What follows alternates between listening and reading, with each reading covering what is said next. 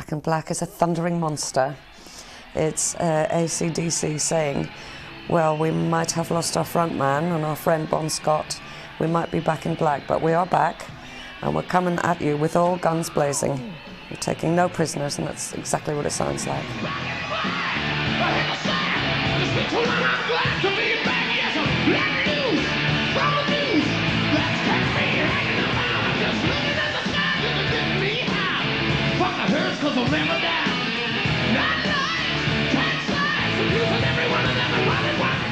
In terms of AC/DC and what had gone before, it was the phoenix rising from the ashes.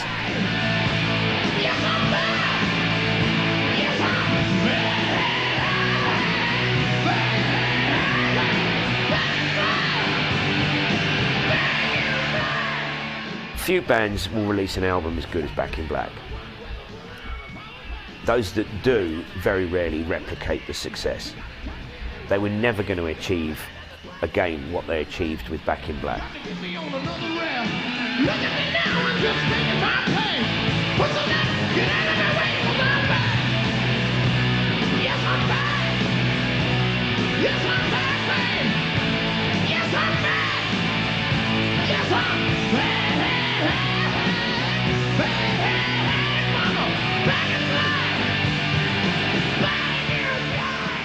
Are there any fillers on Back in Black? I don't think there are. I think everyone's just an incredible track, and I think the album today stands up, you know, as an overall entity. You know, there's no nonsense. It's just killer, no filler. It's one of those great moments in the history of rock music where you can, not only is there not one filler, there's not one track that dips below an absolute masterpiece standard, and that's remarkable. I don't think there's another AC/DC album that has that level of achievement. They came close, and how many bands throughout history can claim they did one album that they can never better? Even the Stones probably have never done an album that was the epitome of what and who they are. They've done albums that came close, but always the Stones are better live than they are on record. With AC/DC, Back in Black, even if they tried for the next 100 centuries, the next million years, they'll never better it. They can never have bettered what they did on that record.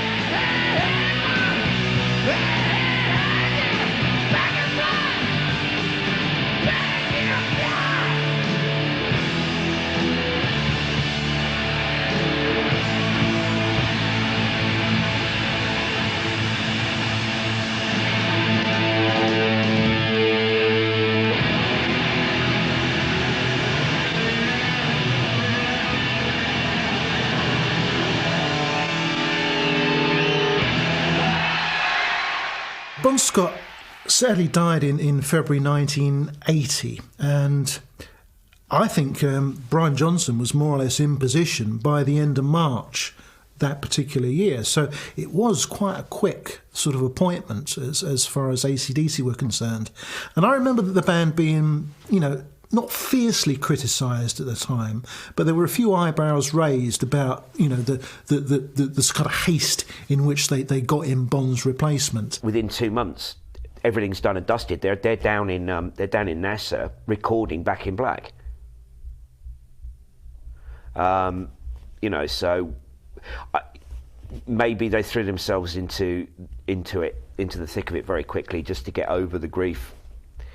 You don't know, but that's a startlingly short amount of time to go from losing your figurehead and along with Angus and best loved member of the band just at the point where you're about to crack open the world market to replacing him with someone completely new and recording your next album. 2 months. That's all it was. Back in Black was the best way they really could have dealt with the new lineup. They had to come back in a very, very different manner to Highway to Hell, and they had to get a singer who was quite the opposite to Bon, but someone who could handle the material.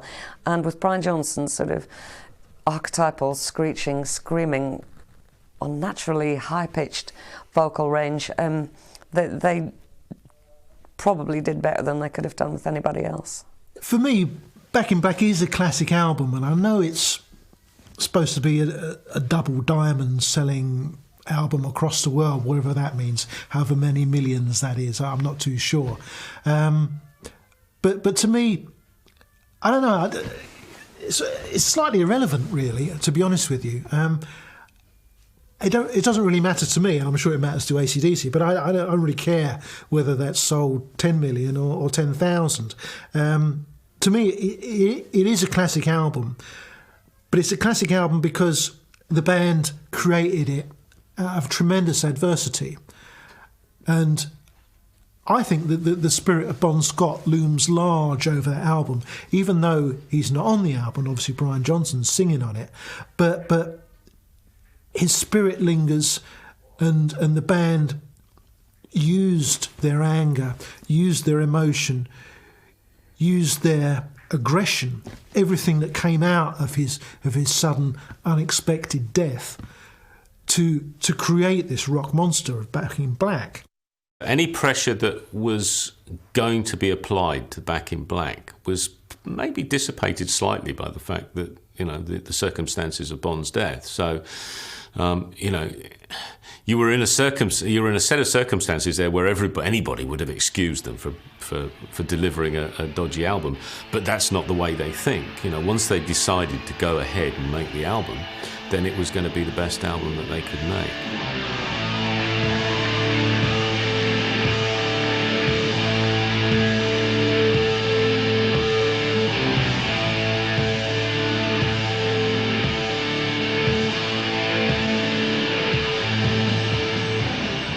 Every track on Back in Black is a classic. Every track is a killer. Every track has its own sense of perspective, a sense of belonging, and even the way they actually tracked it, the way they ordered the songs, works superbly. One of the great moments for me is Hell's Bells, though. The opening with the tolling of the bell and the mournful guitar coming in. I've always had this theory that it's almost Highway to Hell Part 2. Now, in Highway to Hell, of course, the title track of the last album with Bon Scott sings about basically going down to hell, or being on the highway to hell. Now, if you look at the lyrics for Hell's Bells, it's talking about rolling thunder, pouring rain, coming on like a hurricane, Satan's calling to you. I think, in a way, this was AC/DC's way of paying tribute to Bon Scott by taking Highway to Hell another step and almost basically saying the guy who was rolling thunder and pouring rain was Bon. He came on like a hurricane. And Satan did call to him, Satan in the wider sense of the term, from beyond the grave, as it were. He was taken from all of us, from AC/DC fans, from the band, etc., into a different world. And I think, in a way, that was their tribute to Bon. And what a great way to open the album. Not in what way you'd expect. It wasn't that driving, dirty blues rock riff that AC/DC were always known for, and in fact is on that record elsewhere. It's very slow, it builds steadily. And to me, that is the standout track on a great record. If I had to pick one song, that would be it.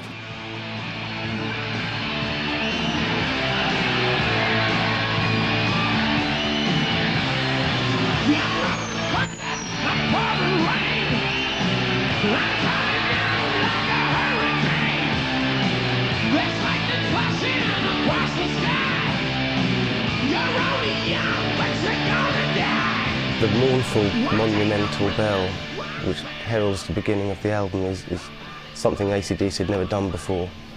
It was a gimmick that they'd never employed anything before, apart from guitars. So the bell starts us off, and then we have this mournful riff.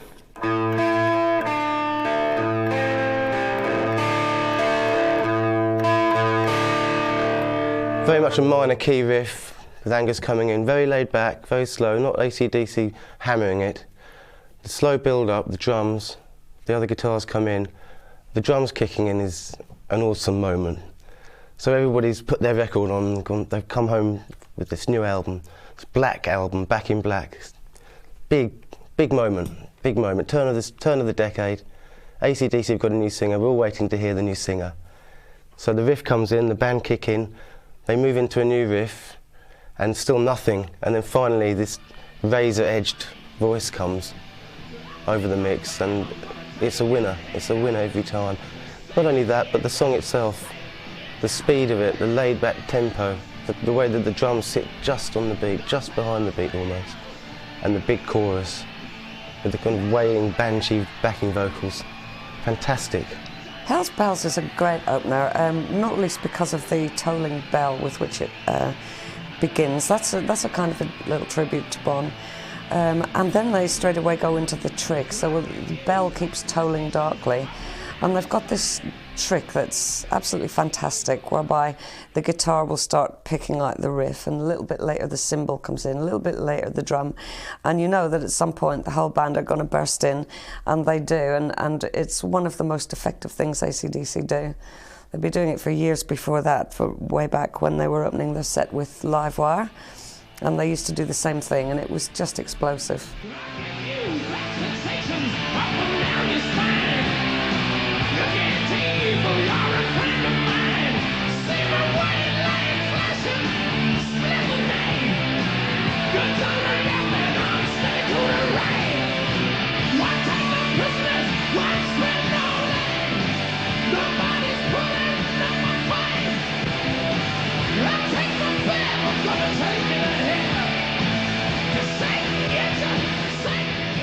They used to open with Hell's Bells, which of course was a great way to open, an album.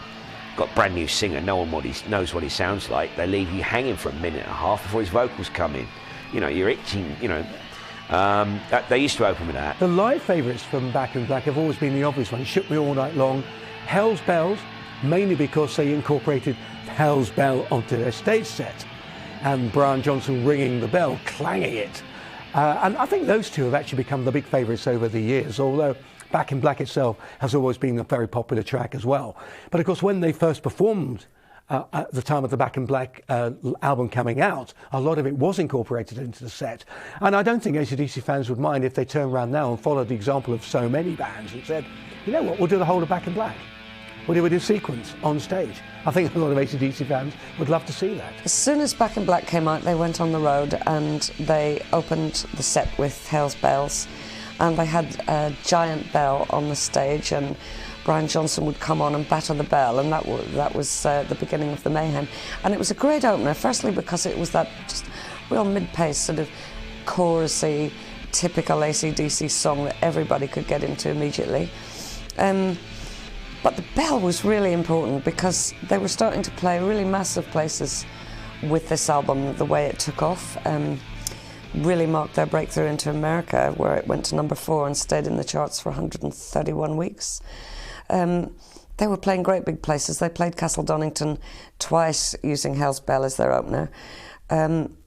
And everybody could see the bell from the furthest point of whatever field they happened to be in. And it then became a kind of a symbol and a call to arms, and it was a signal that the onslaught was about to begin, really.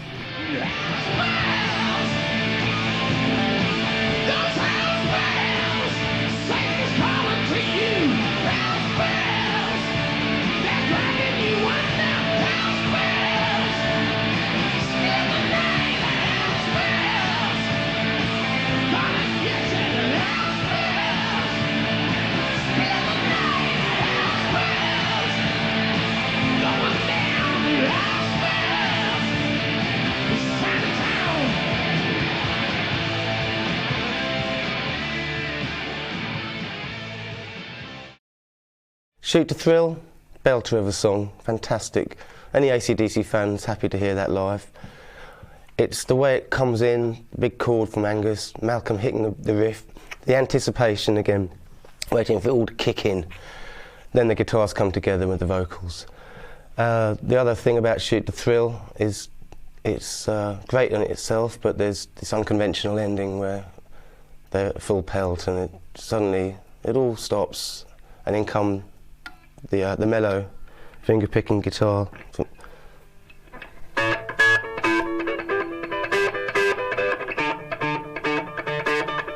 It's just accompanied with the tom-toms from the drums and no other guitars or bass going on at all. Malcolm comes in, by which time the guitar solo's screaming, the singer's screaming, everything's going. The drums are going mad, fantastic. Would have been all right without that ending, but that just really makes it. Shoot to Thrill is one that often appears early in the set.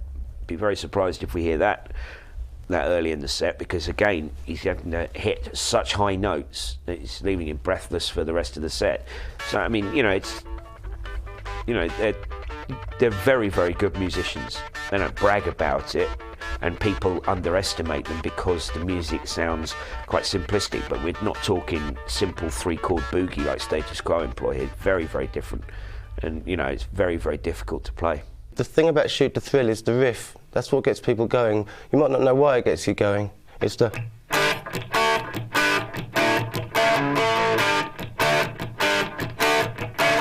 It's a classic AC/DC anticipation riff for me, because the key is in A, but they're coming in off the key.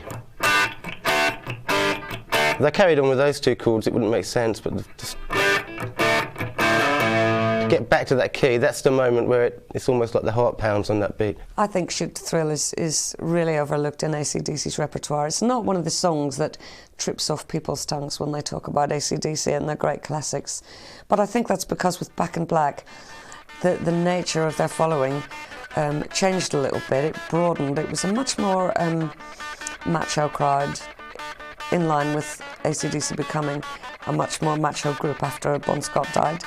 So probably that type of bright, vigorous rock and roll wasn't maybe what everybody wanted. They wanted more of the chanting and the big sort of hearty sing-along terrace choruses and the very, very heavy metal.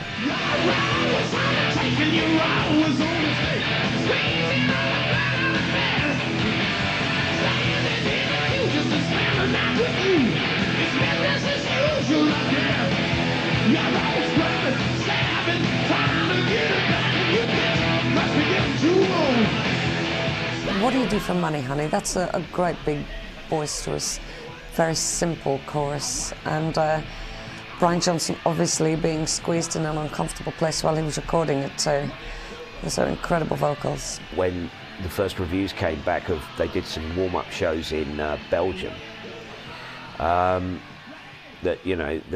AC/DC had gone for a Gillan-style screamer, where perhaps they should have thought about going for a David Coverdale-like blues voice. But I mean, to be honest with you, I can't really see where else they could have gone now. I mean, I know that we've lived with Brian now longer as the frontman of AC/DC than we have with Bon, and he's just such an integral part of, his voice is such a part of what AC/DC do now, that, it's very difficult to even cast your mind back to what could have potentially been different. From the point of view of the pressure on Brian, I mean, he's just got the best gig in the world, really.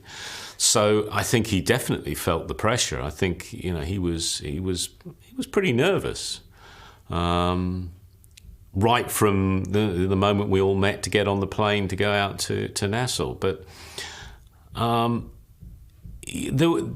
again, because of the circumstances of the recording of that album, we were all going to one place, to a small island in the Caribbean to record it and everything. There was a sense of camaraderie that came about, and everybody was very helpful to him. The band were once they'd made that choice, they were going to do everything possible to make sure that he was able to deliver.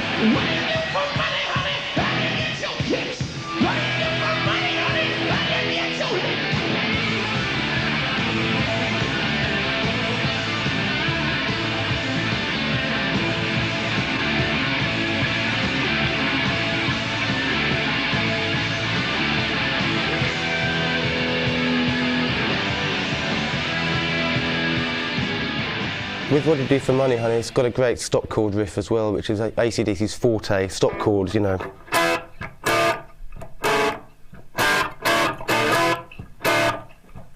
which gives the bass and drums a bit of space to power ahead.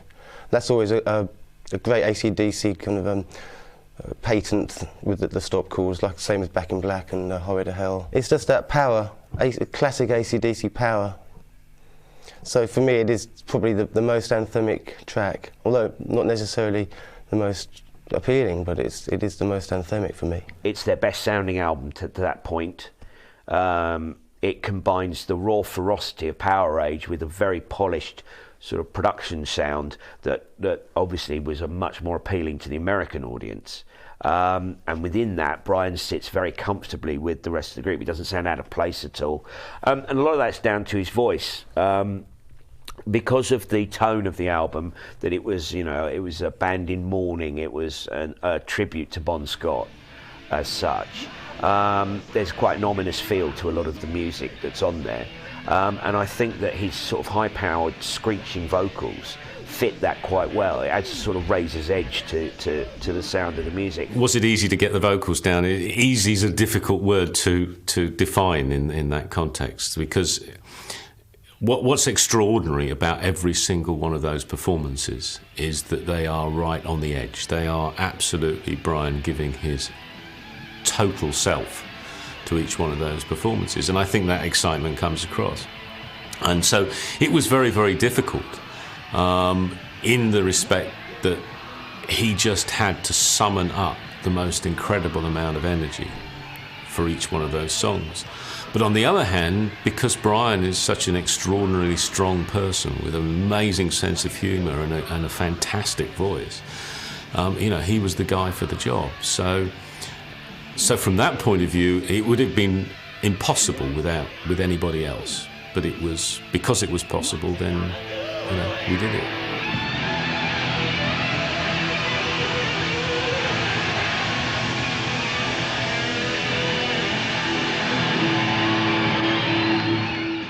Giving the dog a bone might well be a little crass, but you have to remember that AC/DC were always a really filthy band. The way they got away with it before was by having Bon Scott to deliver the lyrics, because he was a master of ambiguity and a flirt and a tease, and he was great fun. Brian Johnson came along and sang all these lyrics in a very straightforward and unambiguous manner, and so various feminist types got quite upset by lyrics like that. But, they were inherently really naughty groom. Yeah, it is a little crass, but I mean, no more crass than the other AC/DC lyrics, really, especially considering the track that's just been before, What Do You Do for Money. It's a formulaic AC/DC, it's a good riff, chugging riff, everyone comes in, bang, chorus, everyone joins in, solo. It's a real kind of formula AC/DC track. It gets everybody going. It's probably, for me, one of the more simple songs on the album.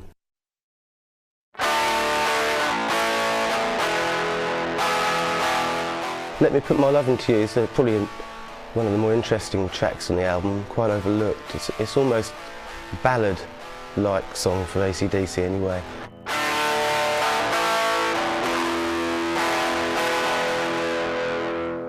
The riff in Let Me Put My Love Into You is another minor key riff where the minor note is prominent, where you've got this kind of sad minor sounding key. It's a two-note chord riff, so you've got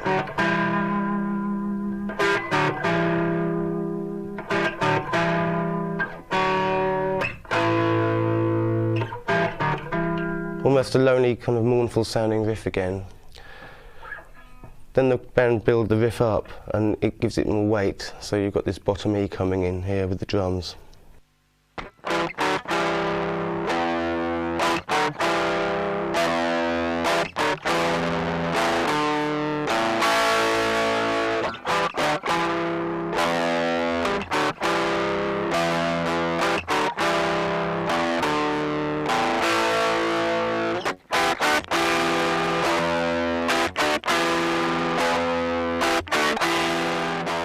Let Me Put My Love Into You. I suppose you could call it a ballad. It's certainly a fairly slow song. It's a bit of a tour de force, really. It's yet again an example of Brian not being anything other than extremely straightforward, delivering lyrics like that. It's a very good slow AC/DC song.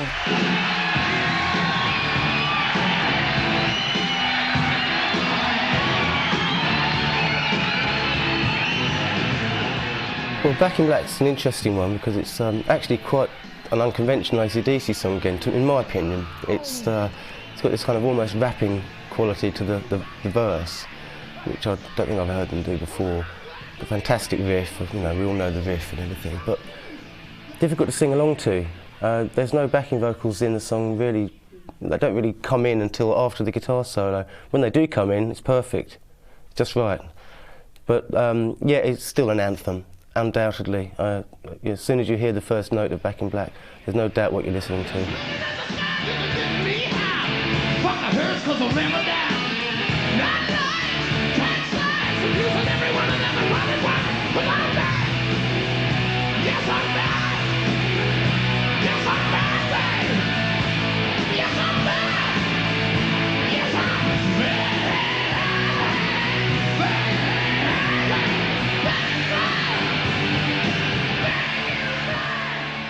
I think the first appeal in the song is the unbelievably simple but powerful entrance.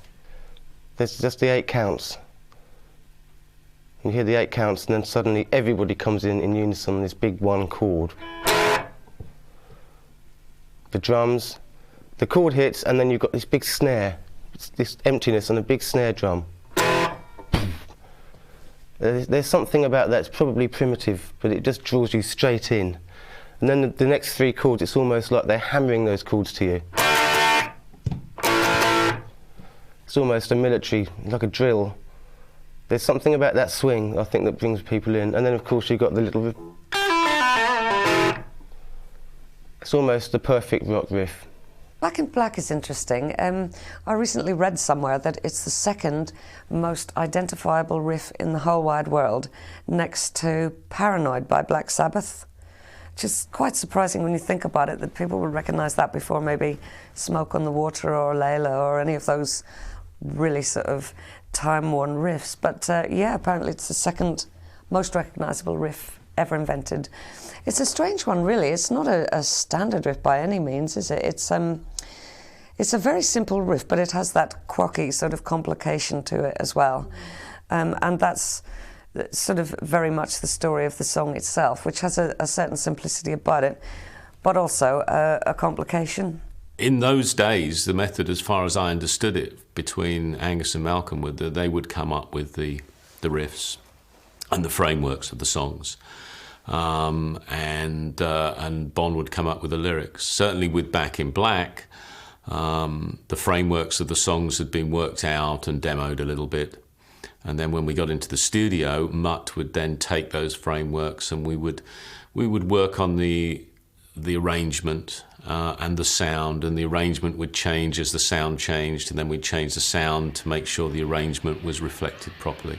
So everything moved forward in little bits, and I quite often use it as an example of sort of a good way to produce, is that you move these things forward in the studio, you develop the song to a point where you feel it's right to take that snapshot of it, and that snapshot captures that moment of the song at, you hope, its absolute peak. Yes, I'm back! Yes, I'm back, babe! Yes, I'm back! Yes, I'm back!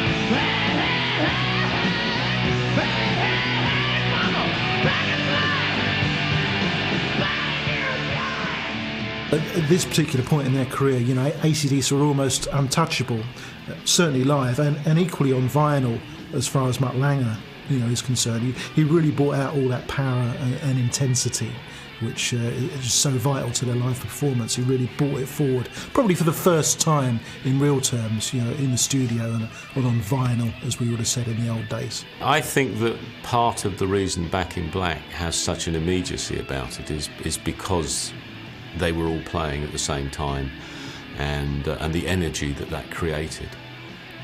You know, because they are a band, when they lock together, they just rock better than anybody else can, and it seemed fairly obvious that if you can capture that on record, then you really are capturing the essence of AC/DC. Mutt Lange actually was very clever in the studio, because he made this album sound heavy without the band actually playing in a particularly heavy manner. He had the ability to create heavy atmospheres with a minimum of overdubs, a minimum of instruments, just the regular lineup of instruments, and at the same time to make it radio friendly and to make it tuneful and to make it a metal album with fantastic mass appeal. I think lyrically, you know, things changed a little bit in Back in Black, but then they had to, because you had a different personality delivering them, and you know, if there's a quality that Mutt has, it is that capacity for pulling all of the little bits of a band together that then create a coherence within the album. It's all gone another level up. The quality of the songwriting's up, and that's all part of the fact they're working with a producer who's pushing them. Okay, the producer's pushing himself. He's got a much more developed and better, stronger sound than the album that's preceded it. It's a natural progression up. Without Mutt, it would be difficult to say exactly where AC/DC would be today, because Back in Black, you know, is such a monumental album in their career. Yes, he elevated them into, you know, the realms of superstardom, but he also left a legacy behind that the band could never recreate.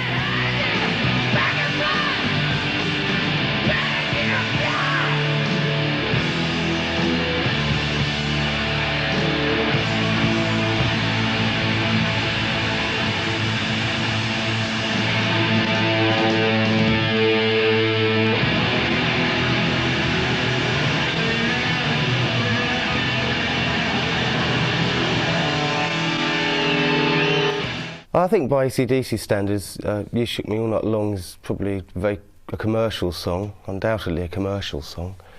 Its appeal, it starts in the dominant key, the dominant being the key that leads back to the main key. So, for example, the song is in the key of G, but they come in the key of D, and they leave that riff there. That introduction just played once, so you've got the...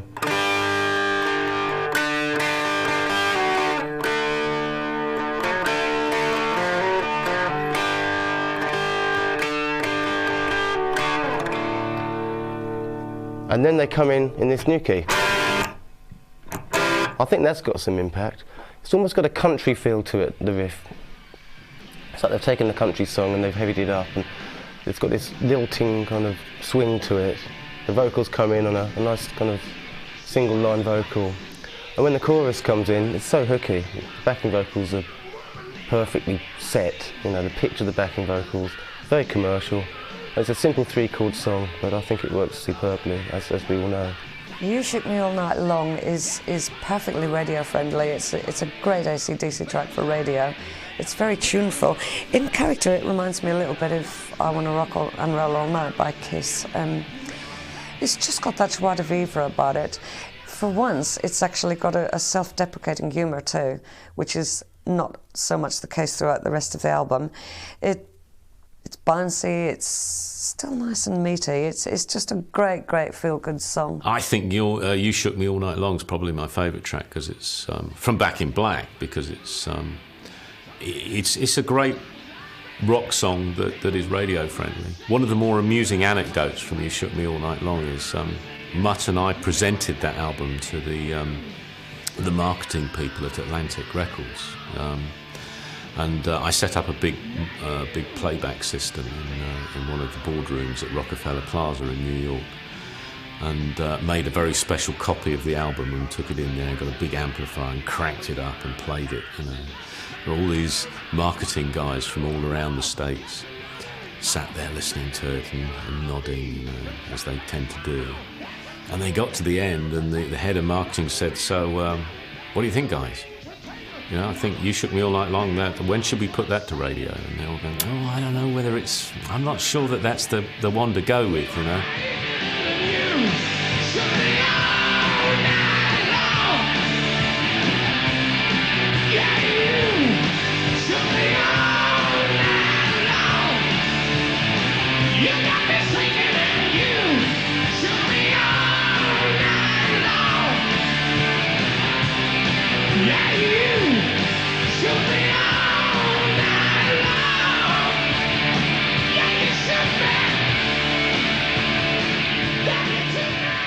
Apparently they had started writing the album with Bon Scott before he died. I don't know which tracks in particular they had written, but there is a sort of sleight of hand about You Shook Me All Night Long that is reminiscent of Bon. I don't know if that's the case or not, but there's a self-deprecating humour about it. There's a kind of whole enjoyment about the lyrics that perhaps isn't evident on many of the other tracks on here. It has to be said that in a nearly 35-year history, nothing is more controversial as far as AC/DC are concerned than Bon Scott's perceived or imagined role with Back in Black. Now, there are various levels. There's the mystery of, did Bon actually demo any tracks with AC/DC? That's the first one. And the other side of it, well, did Bon actually have an input into Back in Black? And the answer to that is yes, he did. And I know that because I saw a sheaf of papers on which Bon was scribbling ideas for lyrics for the album that was to be Back in Black. Now, memory can play a few tricks on you, but I'm sure I saw the line, "She told me to come, but I was already there," which is in "You Shook Me All Night Long." I'm sure I saw it. And I saw other lines in there which were to turn up on songs from the album. I am not saying Bon wrote all the lyrics. I'm not even saying he wrote close to all the lyrics. I'm saying he had an input.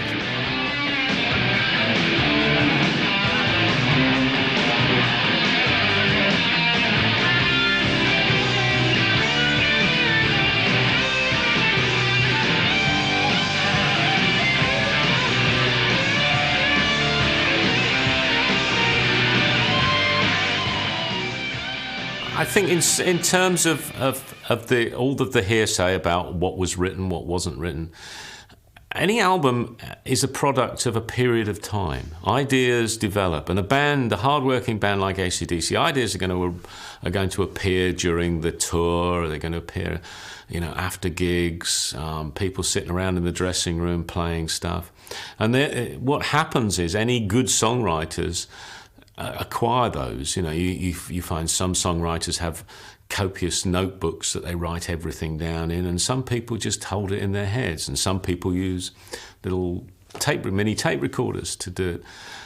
So they will have accumulated all sorts of ideas. I know that Malcolm's a great one for picking up song titles from newspaper headlines, for instance, and so all of this stuff would have been acquired over quite a longish period of time.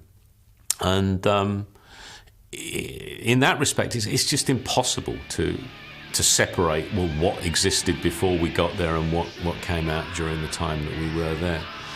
It was just, it was songwriting in its best form, and it came out good.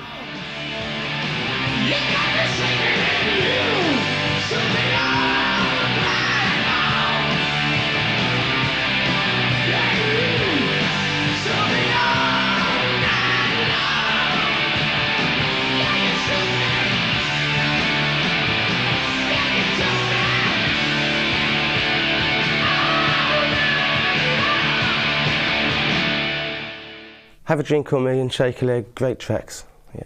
Especially Shake a Leg as a stormer. I think most AC/DC fans would like to see that in the set sometime. I think they've gained a kind of cult status almost amongst AC/DC fans that would like to hear them live. I mean, like with any more of the more obscure stuff. Personally, I think they're great tracks. They're up there with the rest of them. It's just perhaps they haven't got that great big hook. Have a Drink on Me, I wouldn't class among AC/DC's greatest compositions, really. It's a fairly standard AC/DC by numbers type song, and it's pretty clever because audiences will identify with the drinking theme and they'll all love that. You can imagine the masses all out in a festival field just really getting into that. But Shake a Leg is really an undervalued song, I think. It's got a real nice, lively feel about it. Again, it's got a tunefulness that harks back perhaps to the older era of AC/DC, and it's just a really good stomping rock and roll song. The trick about AC/DC is, although the music sounds simple, it's incredibly difficult to play. And this is where a lot of people don't get this. And this is why I've got such admiration for them as musicians. It's not easy to play at all. It's very, very difficult. Their chord progressions, just the beat that they play off is very, very difficult. There are songs now that Brian will never be able to sing again just because the pitch is way too high. I mean, Shake Your Leg, which is my personal favourite song on Back in Black, only appeared in the set a couple of times, and then it was just too high for the guy to reach. Well, it's another track that comes in on a big crash together on a big bottom E chord. There's a lot of kind of heavy chords in this.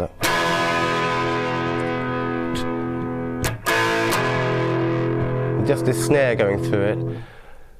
Another searing vocal performance and a great riff that comes in after that.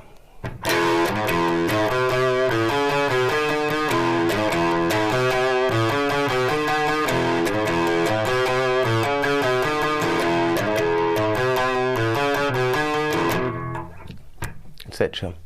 Great chorus, backing vocals on there I think overdubbed from the main vocalist, but a storm of a track, absolutely full speed ahead. Have a Drink on Me is more of a sing-along track for me. Great riff, another fantastic riff, bluesy.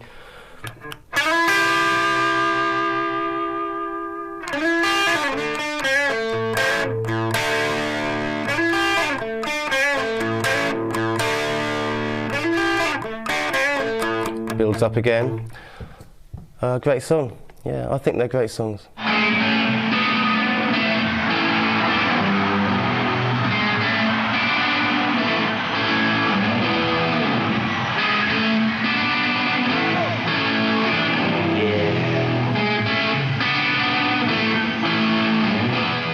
Beginning of Rock and Roll Noise Pollution, you've got Brian Johnson ad-libbing, lighting a cigarette, and Angus playing a simple blues riff. Yeah.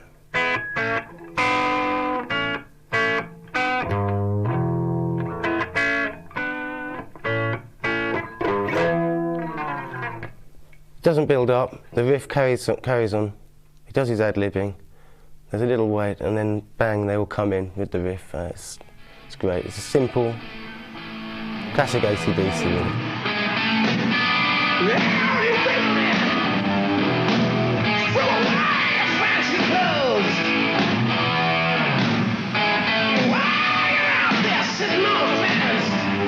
So come on and get your ass down here, 'cause rock and roll ain't no riddle, man. To me it means the good seals.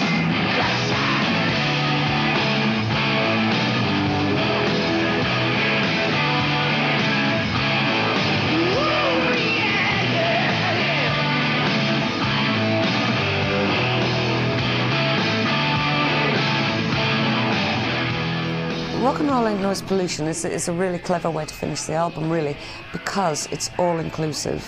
It is like a kind of battle cry. It's saying to people, here we are all in this together, and we know rock and roll is the most important thing in the whole wide world. And that means ever such a lot to a 14-year-old in their bedroom listening to the album. It's a rebel yell, even though they're not really protesting to anybody or about anything in particular. It sounds good, and it just has that real sort of rabble-rousing quality about it. That's a perfect final note for the album. It's in the right place at the end of the album. I don't know if it's there on purpose, but it's like they're defending their position. They're making a statement which has been proved true. Because rock and roll has come back again, keeps coming back, it never goes away. And it's so crass what they're saying, but it's true. And this is what AC/DC is about.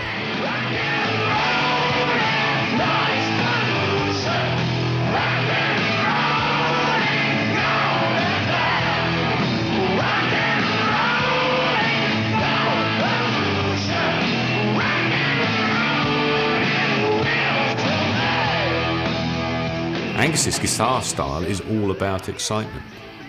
And I think that, it doesn't matter whether you're watching him live or you're listening to him on record. In the moment he starts playing a solo, you've got that image of him running across the stage, and doing all of the little things that he does. It's kind of like the Chuck Berry thing, You hear Chuck Berry playing, and you immediately see him duck walking across the stage. It's a whole basket of things that come together. I think Angus is a really underrated guitar player. But the thing is that he's a marvellous guitar player because he can play blues guitar brilliantly. He can do all that swooping and sweeping. And he can play really sort of fiddly little runs, and he can just run the whole gamut of guitar playing. But he does it without being a show-off or without presenting himself as any kind of virtuoso. And he knows when to rein it in. He's not a show-off. He doesn't go on and on forever. So I think when people are watching Angus, then maybe they're not necessarily watching the way he's playing his guitar. They may well be watching whatever he happens to be doing in his schoolboy uniform on the stage, up on the giant screens. But I think that probably his guitar playing has been the band's best secret. An Angus solo, well, firstly, it's based in the blues scale. It goes back to Chuck Berry and Little Richard and those days. That's his inspiration. So everything's based in the blues scale, but of course he's got his own style and feeling. There's a lot of double note solos on the album where he's using blues scale notes Rock and roll like noise pollution, for example.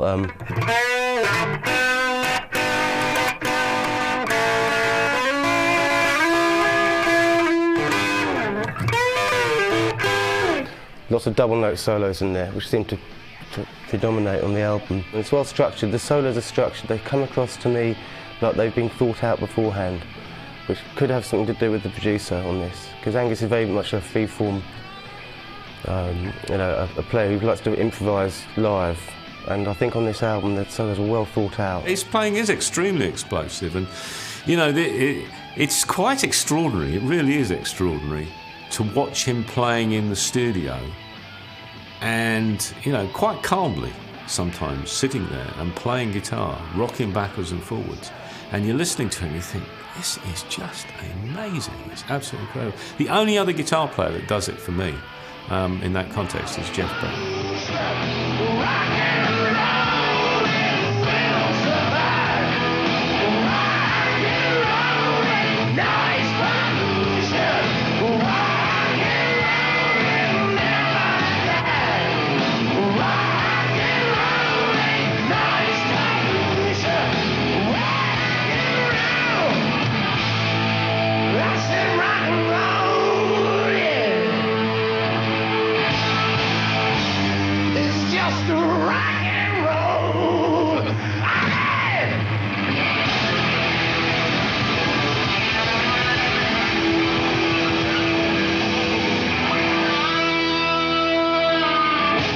Any band that makes a classic, whoever they are, always faces the problem of following it up. I don't care if you're Black Sabbath, you're Led Zeppelin, you're Metallica, the Beach Boys, whoever. When you follow a masterpiece, how do you do it? Well, the answer is you don't follow. For Those About to Rock came out a year after Back in Black, or just over a year after Back in Black. And it immediately faced the problem everyone put it up against Back in Black. And when you compare the two, sadly, For Those About to Rock pales. For Those About to Rock, it is a 3.5 out of 5 album, whereas Back in Black's a 5 out of 5 album. I think maybe they rushed into it too quickly. It did, after all, I think, came out the following year. They've done, you've got to understand, I mean, this is why bands suddenly started to take longer over, because they go out on world tours for up to 18 months. These days, and then they have to go back into the studio and then don't want to rush product out. I think the other significant thing about For Those About to Rock is that the band were under great pressure, I think, to produce a follow-up to Back in Black, but they didn't have that sort of emotional drive after Bond's death to kind of spur them on.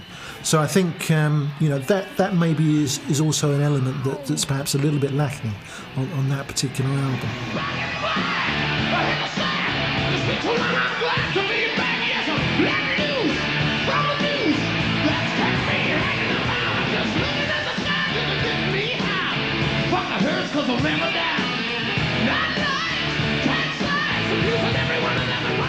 With Back in Black, there's got to be a mystical element there. The timing, the chemistry, what had gone before.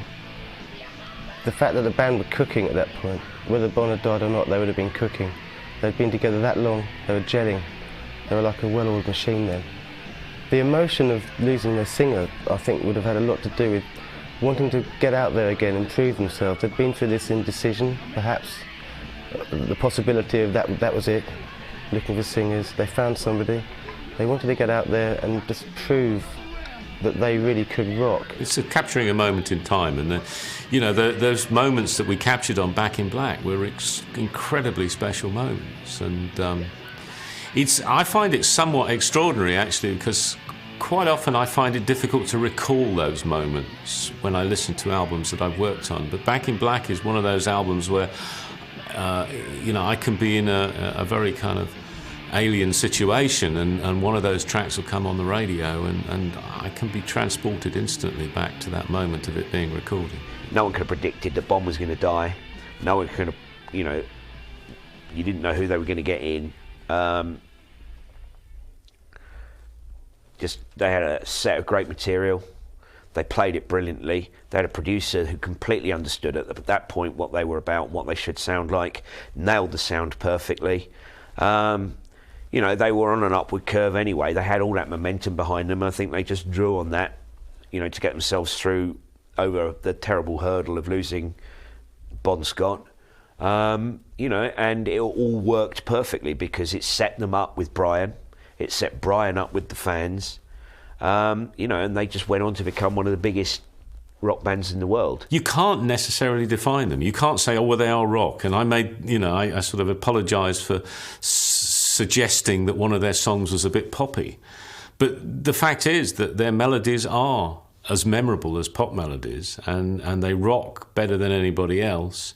And they're a bit punky on the sides, so, you know, and they're not too dirty, but they're not too clean. So they've got all these things going for them. I mean, a marketing person couldn't have thought it up better, frankly. At the time that AC/DC came along, the big rock bands were kind of changing course or had delivered their best work already. AC/DC come along in 1980 with Back in Black, and this has just got such an energetic sense of over-the-topness about it. It's just everything that people had possibly been waiting for, certainly in America. Very, very simple but memorable riffs. That's quite hard to do. Enormous heavy energy and just this real sort of tunefulness.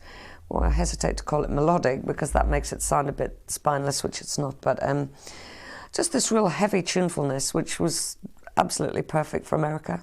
AC/DC are a band that rock, and it's like I said before, you know, it is very basic. They do what it says on the tin. I think I think it's easier for fans to identify with them because they really are, you know, pretty ordinary guys that just love getting on stage and playing. But what you have in AC/DC is, you know, Malcolm, I think, is the best rhythm rock guitar player in the world. Cliff is the best rock bass player in the world, and Phil Rudd is the best rock drummer in the world.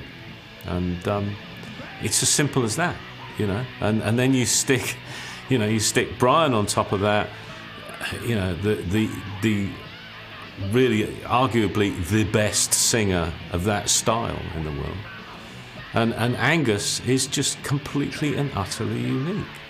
You know, and it's let's face it, it's a difficult thing for a lead guitar player to come along and be unique. You know, there's only so many notes that get played, but he has a unique style, he has a unique way, a unique sound, and a unique delivery. And you put all of those components together, it's going to win every single time. I think the biggest problem they face now is if they're going to stop, how?